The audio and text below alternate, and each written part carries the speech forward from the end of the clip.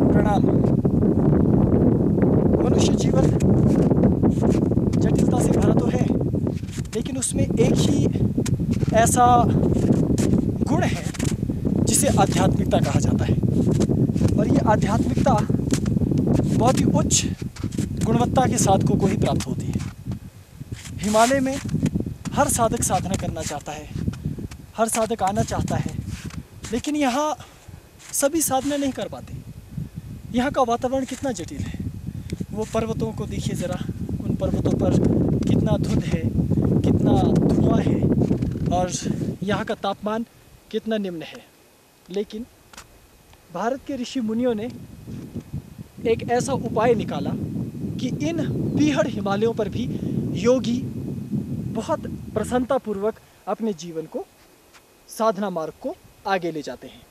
तो प्रत्येक साधक को जो बिल्कुल आम है, जो हिमालय की इन ऊंचाइयों में नहीं रह सकता, जो हिमालय के इस निम्न तापमान में नहीं रह सकता, उसको चाहिए कि वो अपने गुरुओं से कुछ ऐसी साधनाएं, कुछ ऐसे तत्वों को सीखे कि समस्त तत्व जो साधना के रहस्य हैं, सारभूत हैं, उनको वो सहजता से प्राप्त कर सके।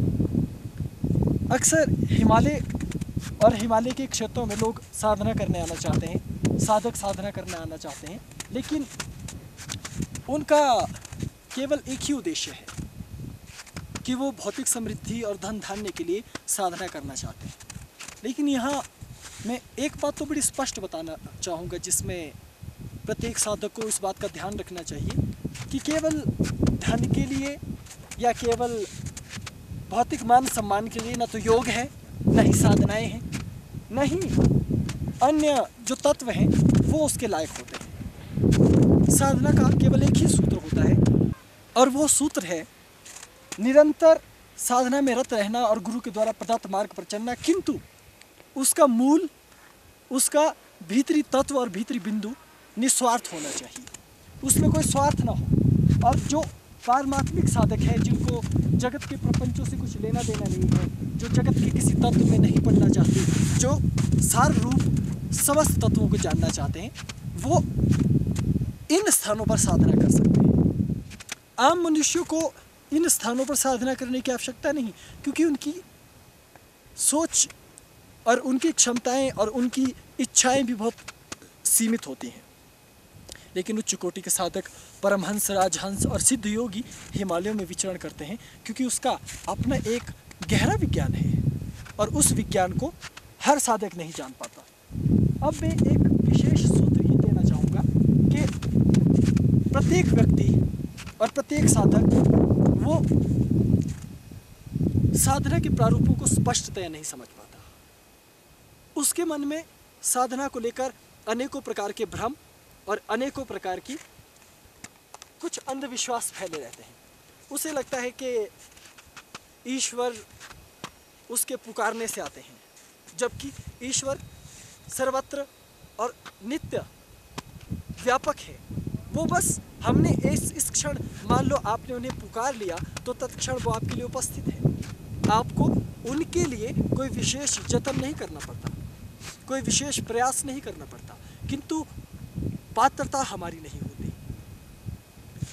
प्रकृति का एक एक कोना, एक एक कण, एक एक बिंदु परमात्मा के अस्तित्व का साक्षी है और उसे बताता भी है।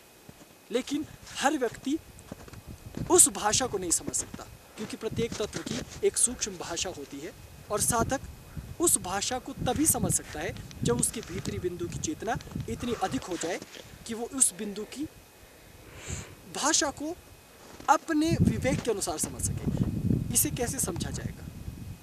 जैसे हर एक साधक की अपनी एक भाषा होती है। जैसे अगर हम बात करते हैं किसी ऐसे देश की जहां आप पहले ना गए हो, जैसे कोई व्यक्ति अगर किसी ऐसे देश में चला जाए जो उसके लिए बिल्कुल अनजाना हो, बिल्कुल नया हो, वो वहाँ की भाषा नहीं जानता हो, और कोई साधक या कोई व्यक्ति उसको किसी गूढ़ रहस्य के बारे में बताना चाहे, तो ये संभव ही नहीं है। इसलिए क्योंकि वो उसकी भाषा को नहीं समझता। इसलिए योगियों की भाषा, साधकों की भाषा, परमहंसों की भाषा, सिद्धों की भाषा, ये इसलिए बड़ी रहस्यपूर्ण लगती है क्योंकि ये हर एक व्यक्ति के जानने में नहीं आने वाली। ये भाषा बड़ी विलक्षण है, ये सूक्ष्म है, इसलिए योगियों ने एकांत को चुना। हिमालय की 3 गुण बड़े अभूतपूर्व हैं। पहला गुण ये कि यहाँ का वातावरण एकांत, शांत और पवित्र होता है। दूसरी बात ये कि यहाँ नित्य स्वच्छता, नित्य एकाग्रता और नित्य शक्ति का पुंज निवास करता है।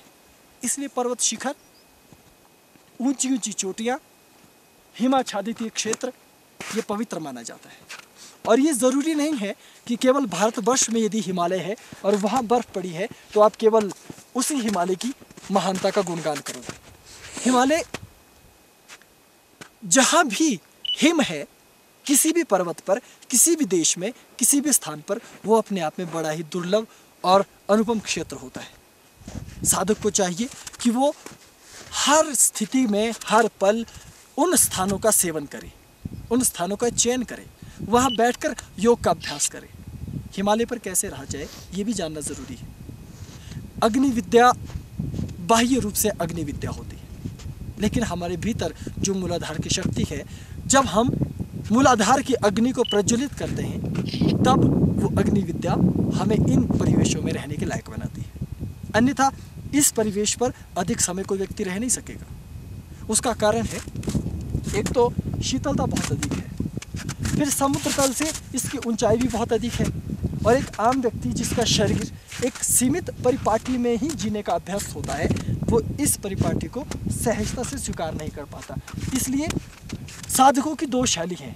प्रथम शैली साधारण और सम्यक शैली, जिसमें हर एक साधक, वो चाहे कोई भी हो, वो साधना कर सकता है। और दूसरी शैली वो शैली है जिसमें कठोर साधक जो अपने आप को इतना बलवान बना देते हैं, इतना शक्तिशाली बना लेते हैं कि वो प्रचंड तापमान को सहने के लायक हो जाते हैं। वो किसी भी तापमान में रह सकते हैं और उसके अनुरूप अपने आप को ढाल सकते हैं। और ऐसा योग्य साधक ही योग के उस मार्ग में आगे बढ़ पाता है जिसको सिद्ध मार्ग कहा जाता है। यह शंका भी हो सकती है, शंका इस बात को लेकर कि जो बिल्कुल ही आम साधक हैं, जो बहुत ही छोटे साधक हैं, तो क्या वो सिद्ध साधक नहीं हो सकते? वो भी सिद्ध साधक हो सकते हैं, लेकिन हर एक सिद्ध साधक की शुरुआत भले ही छोटे स्थानों से हो, भले ही छोटे छोटे आश्रमों से, घरों से, साधना कक्षों से शुरुआत होती हो, या गुरु से दीक्षा लेकर शुरुआत होती हो, लेकिन एक न एक दिन उनके चरण उच्चतम हिमालय पर अवश्य पड़ते हैं। क्योंकि हिमालय को एक देवत्व दिया गया, अध्यात्म को संभालने के लिए, योग को संभालने के लिए और अपनी प्रज्ञा को जागृत करने के लिए। तो इन तत्वों को हम भली प्रकार समझ सकते हैं, लेकिन एक आम साधक तब समझेगा जब वो गुरु के साथ गुरुवत होकर रहेगा। गुरुवत होने का मतलब है शिष्य भाव से मुक्ति होना। और शिष्य भाव से मुक्ति कैसे होगी? तब जब एक शिष्य गुरु को पूरी तरह से अपने भीतर आत्मसात कर लेगा, उसे पी जाएगा। और गुरु को पी लेना ही साधना मार्ग में आगे बढ़ने का सूत्र है। लेकिन फिर भी ये जटिल जीवन है, कष्टमय जीवन है, दुस्साध्य जीवन है।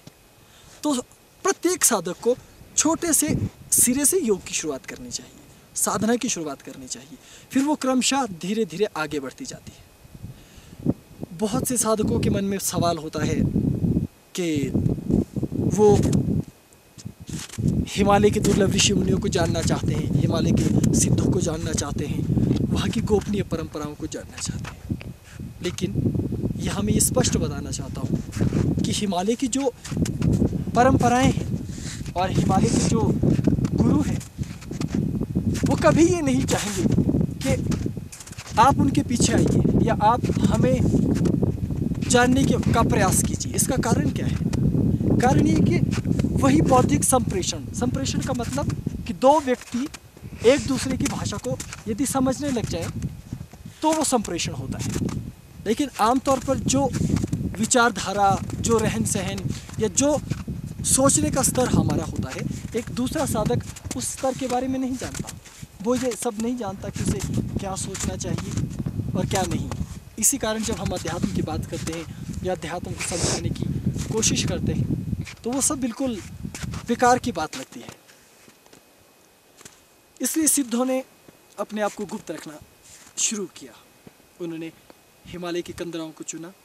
आज भी यदि साधक हिमालय के योगियों को ढूंढने आए तो वो आपसे किनारा ही करेंगे। उन्हें न तो किसी मान सम्मान की आवश्यकता होती है, न ही किसी स्थिति की। लेकिन ये ज़रूर है कि इन बातों को देखकर बहुत से साधक उदास भी हो जाते हैं, अक्सर नाराज़ रहते हैं। उन्हें लगता है कि वो कुछ भी नहीं कर पा रहे। वो साधना करना चाहते हैं, ज्ञान प्राप्त करना चाहते हैं, लेकिन उनको ज्ञान नहीं मिल रहा। तो ऐसी परिस्थिति में उन्हें क्या करना चाहिए? तो बहुत से साधक चाहते हैं कि वो ज्ञान प्राप्त करें, लेकिन उन्हें लगता है कि उनके पास योग्य गुरु नहीं है।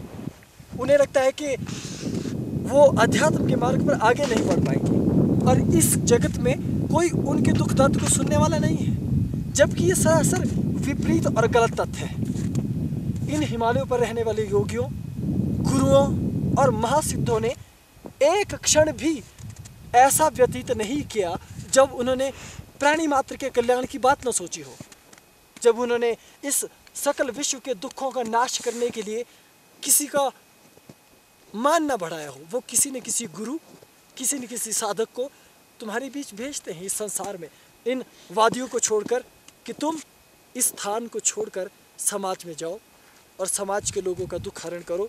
उनको अध्यात्म की वो राह, वो मार्ग और वो रास्ता दिखाओ जो उनके लिए नितांत अनिवार्य है, जिसके बिना उनका जीवन दुखों से भर उठेगा।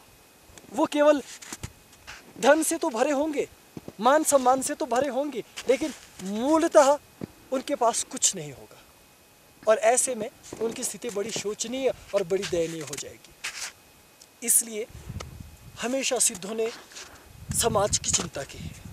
इसलिए किसी भी साधक को, किसी भी व्यक्ति को किसी भी परिस्थिति में उदास नहीं होना चाहिए। इन पर्वतों पर बैठे हुए योगी, इन हिमालयों में गुप्त स्थानों पर रहने वाले सिद्ध, सुदूर विश्व में इस ब्रह्मांड के किसी भी क्षेत्र में बैठे हुए व्यक्ति के दुख को, दर्द को, वेदना को समझ सकता है।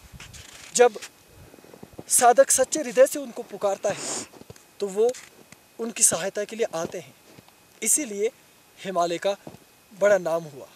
इसलिए लोग हिमालय की पूजा करते हैं और साधक ये चाहता है कि वो इन हिमालयों में अवश्य जाए, यहाँ आकर साधना करे।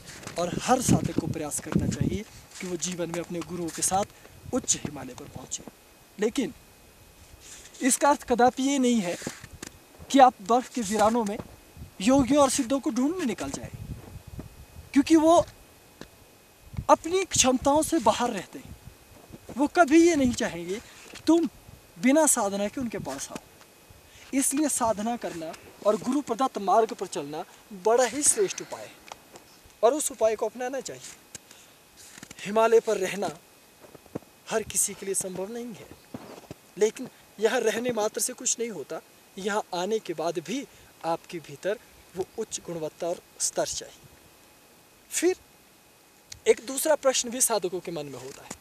बहुत सारे साधकों ने हिमालय के वो क्षेत्र ही नहीं देखे जहाँ सिद्धों के डेरे हैं, जहाँ नाथों के वो रहस्यमय द्वार हैं, जहाँ महा हिमालय के वो अदृश्य द्वार हैं जिसके विषय में लगभग ऊंचे से ऊंचे सिद्ध ने, बड़े से बड़े अवतारी पुरुष ने इशारा ज़रूर किया है।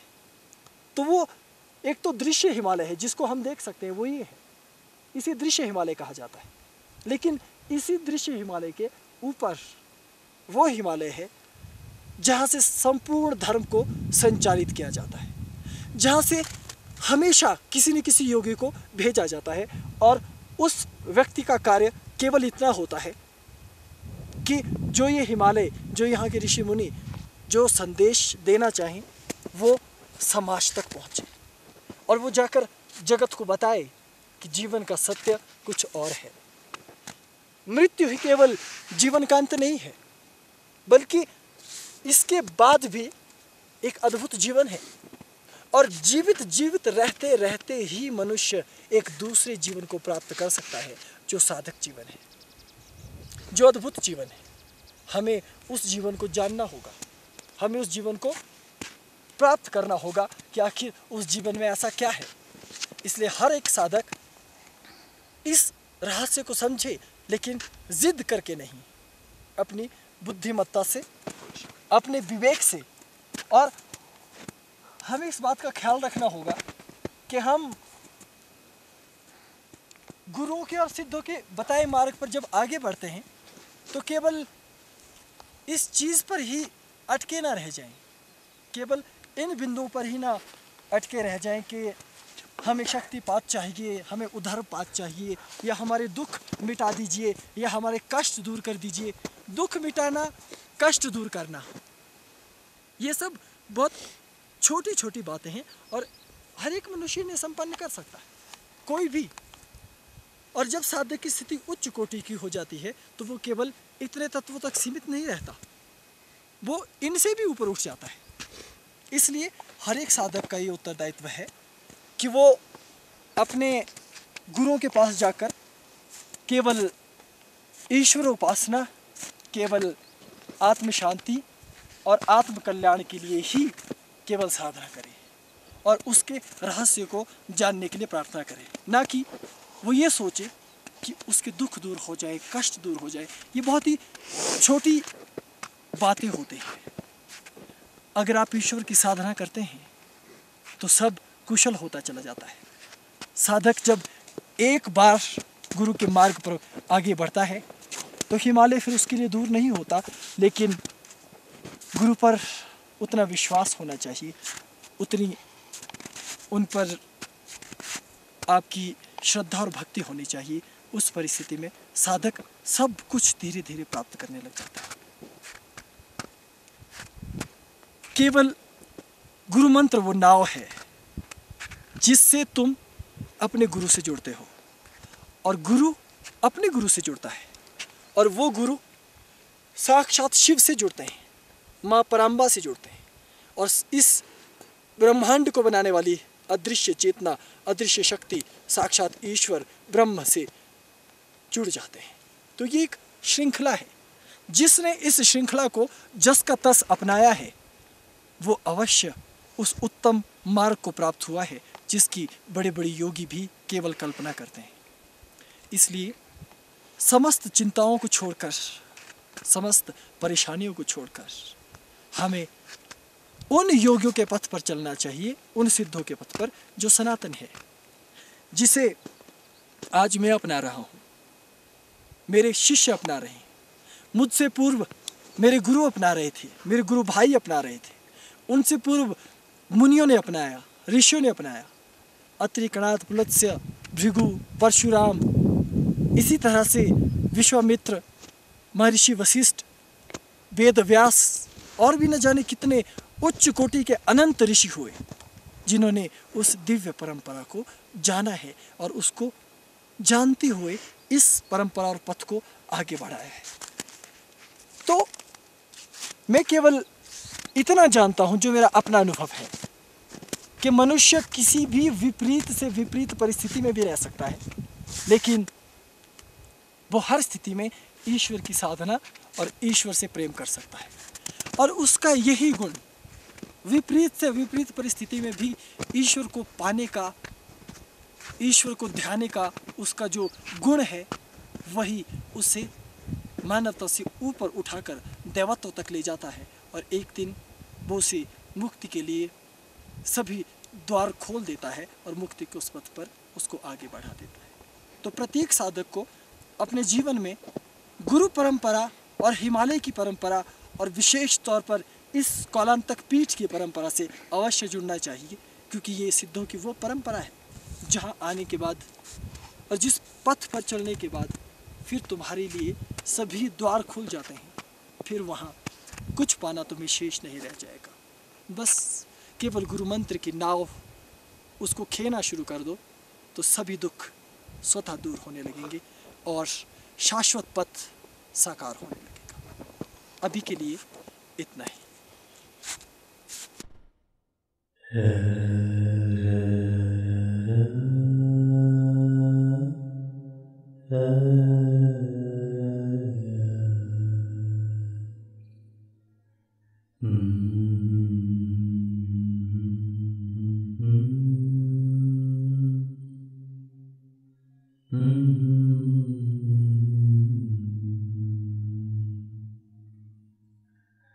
La